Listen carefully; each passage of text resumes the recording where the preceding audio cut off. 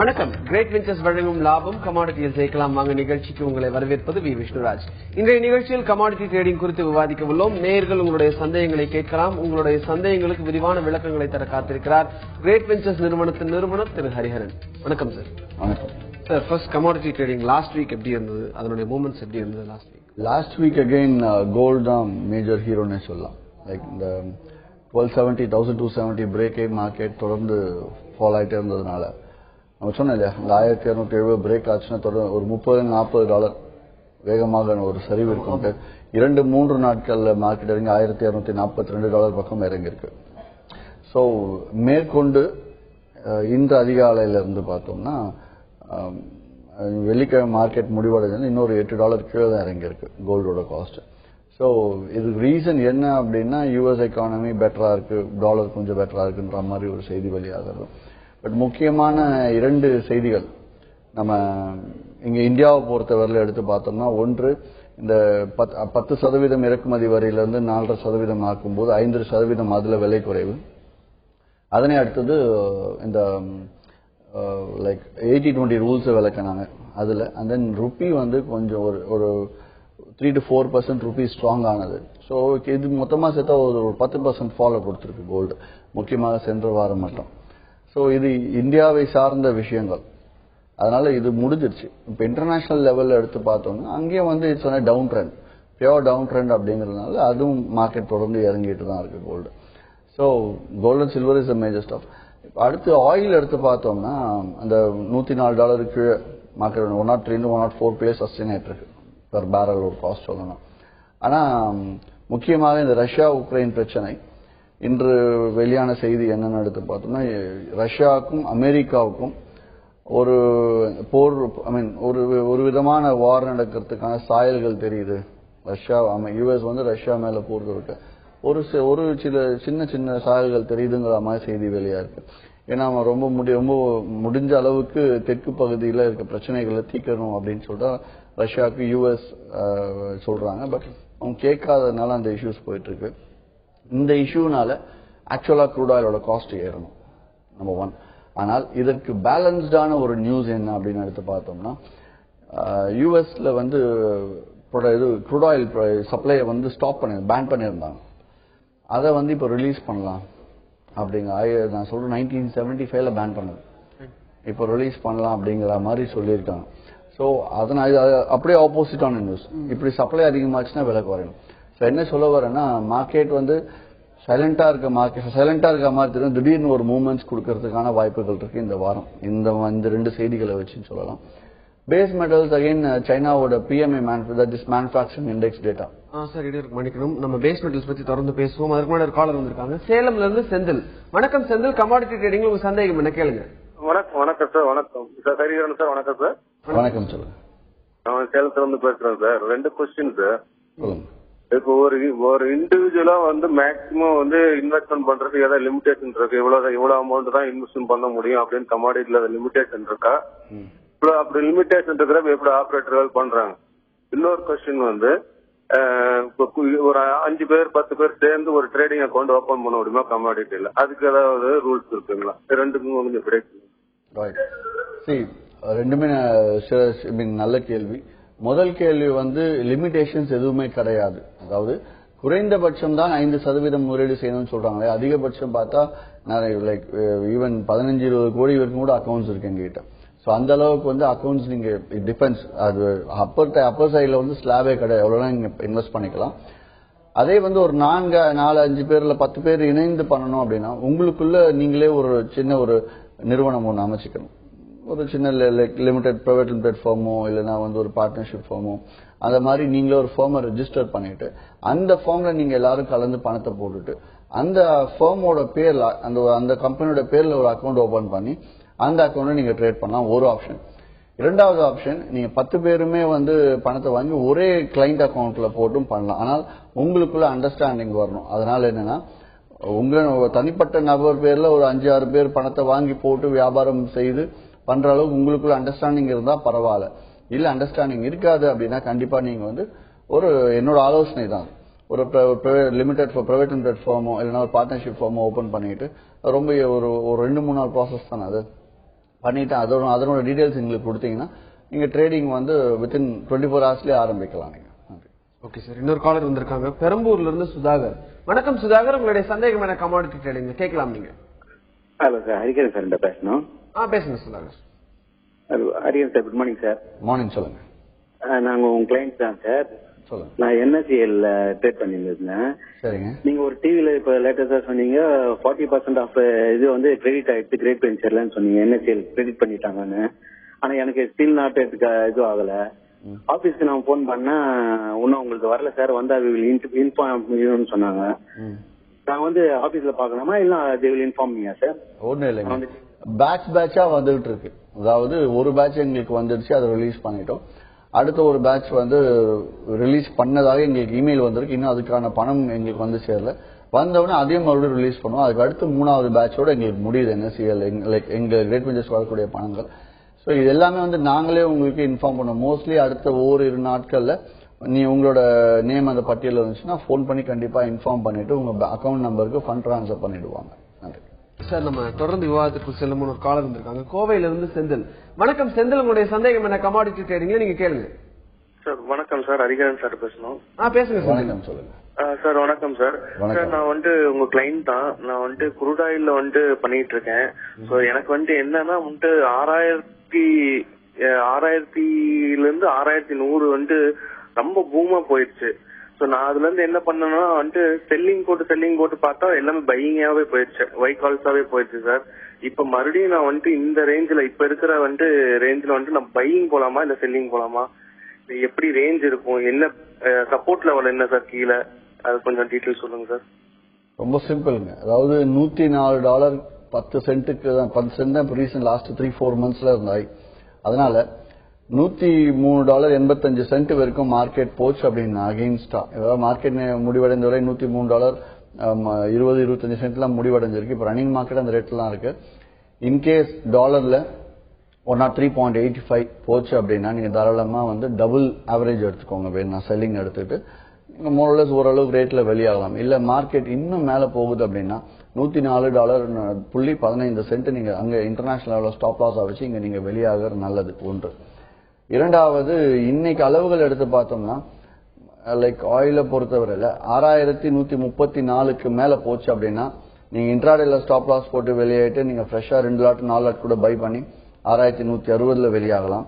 இல்லைன்னா market break 6092 கீழே market இறங்குச்சு அப்படின்னா நீங்க இன்னொரு 2 லாட் கூட ஆவரேஜ் எடுத்து 6076 நீங்க மொத்தமாவே கூட வெளியாகலாம் ஒரு குறைந்தபட்ச நஷ்டத்தோட. நன்றி சார். இப்போ கமாடிட்டி மார்க்கெட்லயும் சரி, ஜென்ரலா மார்க்கெட்ல லாபத்தை ஏற்றுக்கொள்ள பழகினவங்க வந்து நஷ்டத்தையும் ஏற்றுக்கொள்ள பழகணும் அப்படின்ற ஒரு விஷயம் இருக்கக்கூடிய நிலையில இப்போ வாங்கி வச்சிருக்காங்க. ட்ரேடிங்ல வந்து அவங்க பொசிஷன் ஹோல்ட் பண்ணிட்டாங்க, கரெக்டான டைம்ல செல் பண்ணாம பொசிஷன் ஒரு 3 நாள் 4 நாள் பொசிஷன் ஹோல்ட் பண்ணிட்டாங்க அப்படின்னா இன்னும் அது எவ்வளவு நாளைக்கு ஹோல்ட் பண்ணி வைக்கலாம், இல்ல கரெக்டான டைம்ல லாபம் நஷ்டமானாலும் பரவாயில்ல அப்படின்னு வித்துட்டு வர்றதுதான் கரெக்டான விஷயமா ட்ரேடிங்கை பொறுத்த வரைக்கும்? இல்ல இன்னும் எனக்கு வந்த நான் போட்ட பணம் வந்துச்சுன்னா கூட பேசிக்கான பணம் வந்துச்சுன்னா கூட போதும் அப்படின்னு ரொம்ப நாள் ஹோல்ட் பண்ணிட்டே போறாங்க இல்லையா? சோ அந்த போக்கு நீங்க எப்படி பார்க்கறீங்க, அதற்கான அறிவுரைகள் என்ன?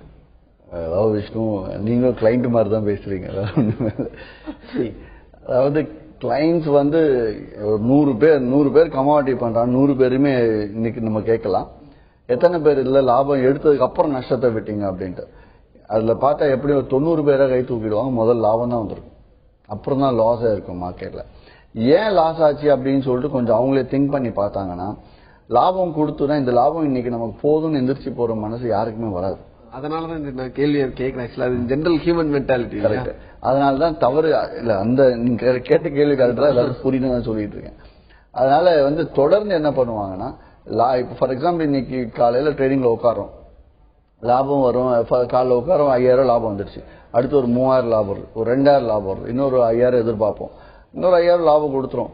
சோ இப்படி வரும்போது என்ன வேலை இருந்தாலும் நம்ம எந்திரிச்சு இதை விட்டுட்டு போவோமா இல்லைன்னா இதுலயே இருப்போமா? இதுலயே தான் இருப்போம். எப்ப எந்திரிச்சு போவோம் அப்படின்னா இது லாஸ்ல போச்சுன்னா தான் எந்திரிச்சு போவோம். அதனால அந்த மென்டாலிட்டி விட்டு வெளியில வரணும். பிளான்டா ட்ரேட் பண்ணும். மார்க்கெட்ல வந்து கண்மூடித்தனமா ட்ரேட் பண்ணி எல்லாரும் பழகிட்டாங்க.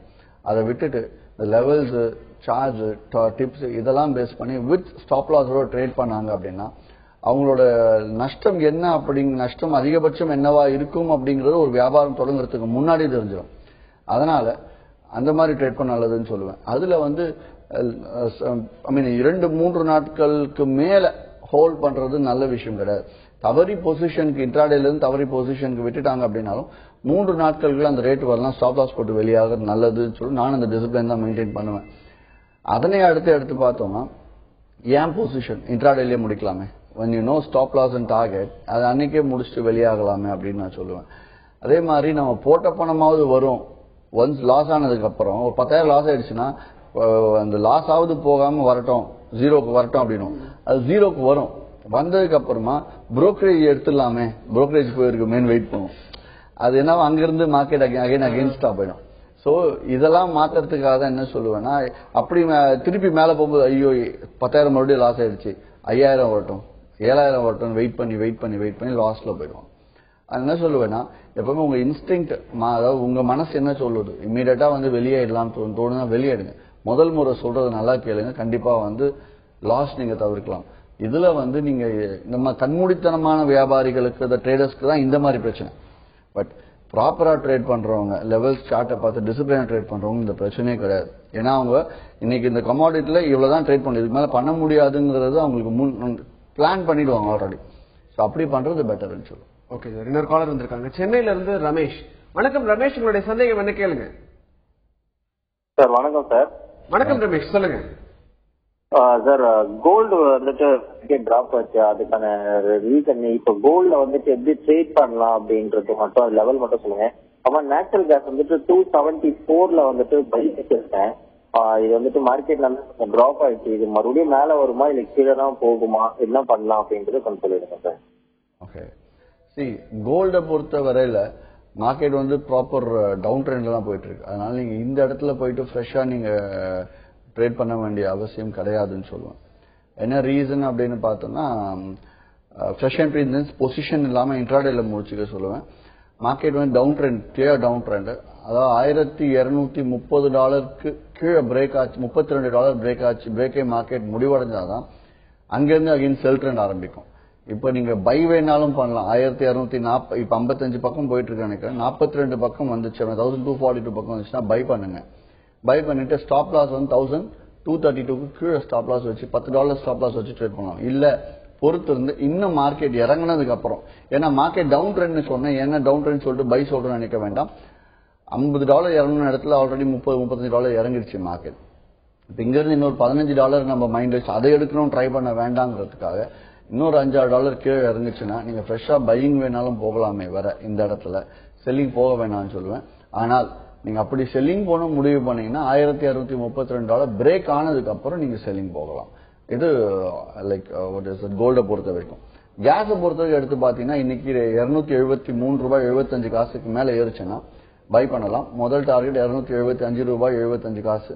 அதே டவுன் சைட்ல $269.80 செல்லிங் போனா முதல் டார்கெட் $277.80. சோ $2 டார்கெட்னால நீங்க $1.5 வெளியாகிறது நல்லது. சார், இப்போ கோல்டு வந்து பியரிஷ் மோட்ல டவுன் ட்ரெண்ட்ல இருக்கு அப்படின்னு சொல்லி சொன்னீங்க. அந்த டைம்ல வந்து ஷார்ட் போறது கரெக்டான பொசிஷன் தானே? கோல்டு பை அண்ட் செல் இல்லைங்க, ஷார்ட் போகணும்.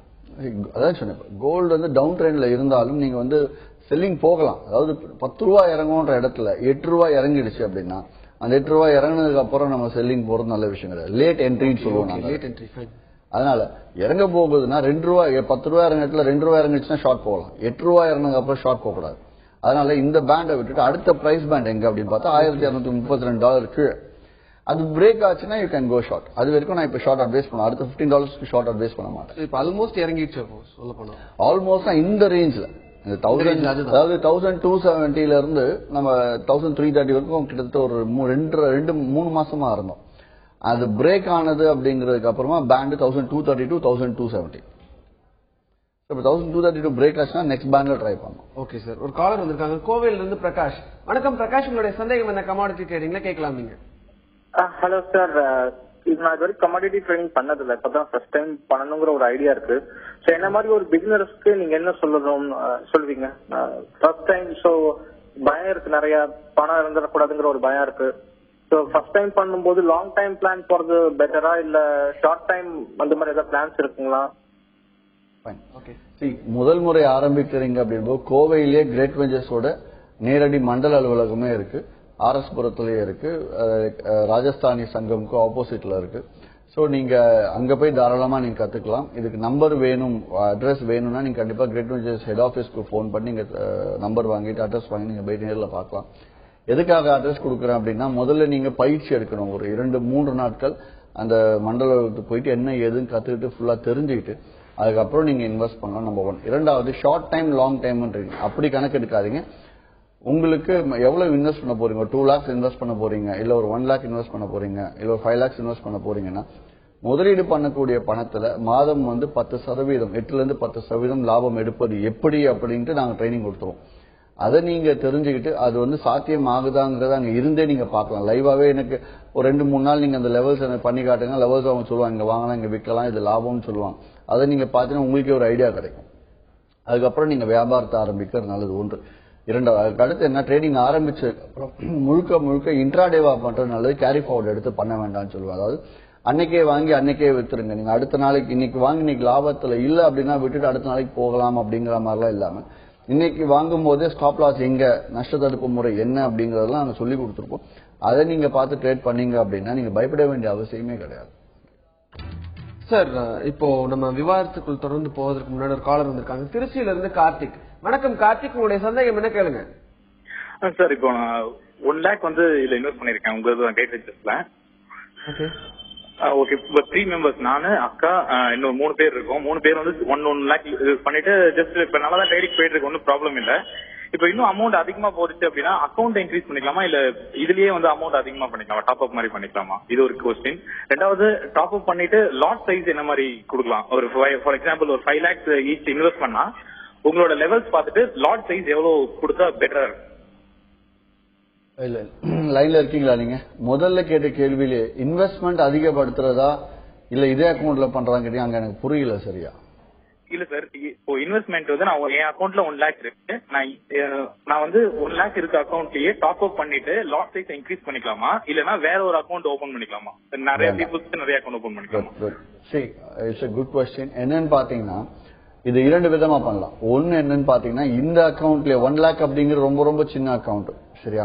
நான் இதுக்கு பதிலா என்ன சொல்றேன்னா, ஒரு 5 lakhs நீங்க போடுறீங்க இல்லையா, அதுக்கு பதிலா ஒரு 3 lakhs இந்த அக்கௌண்ட்லயும் இன்னொரு 2 lakhs இன்னொரு அக்கௌண்ட்ல தனியா ஓபன் பண்ணிக்கோங்க. எதுக்காகனா, இது 2 அக்கௌண்டா நீங்க வச்சுட்டா என்ன அட்வான்டேஜ் அப்படின்னா, ஒரு அக்கௌண்ட்ல நீங்க லெவல்ஸை மட்டும் பார்த்து பண்ணலாம், இன்னொரு அக்கௌண்ட்ல சார்ட்டை மட்டும் பார்த்து பண்ணலாம், இல்ல டிப்ஸை மட்டும் பார்த்து பண்ணலாம். நிறைய பேர் 3 அக்கௌண்ட் வச்சிட்டு இருக்காங்க. எப்படி பண்ணுவாங்கன்னா, ஒரு அக்கௌண்ட்ல லெவல்ஸ், இன்னொரு அக்கௌண்ட்ல டிப்ஸ், இன்னொரு அக்கௌண்ட்ல சார்ட். இது மூணுத்தையுமே அந்த மாதத்துக்கு அந்த மாதம் முழுக்க கிரேட் வெஞ்சர்ஸ்ல கொடுக்கக்கூடிய அளவுகள், டிப்ஸ், சார்ட் எல்லாத்தையும் அப்படியே ப்ராப்பரா ஃபாலோ பண்ணி ரிட்டர்ன் ஆன் இன்வெஸ்ட்மெண்ட் எடுத்து பார்த்தா ஈஸியா 10%க்கு மேல இருக்கு. நீங்க அந்த மாதிரி ஃபண்டை இன்க்ரீஸ் பண்ணுங்க. 1 lakh பத்தாது, ஒரு 3 lakhs மினிமம் வச்சுக்கோங்க. இல்ல இந்த அக்கௌண்ட்ல ஃபர்ஸ்ட் 5 lakhs கூட ஃபர்ஸ்ட், இல்லைன்னா இதே அக்கௌண்ட்ல 5 lakhs கூட போட்டுக்கிட்டு நீங்க இந்த 5 லட்சம் ரூபாய்க்கு லாட்டை மல்டிப்ளை பண்ணுங்க.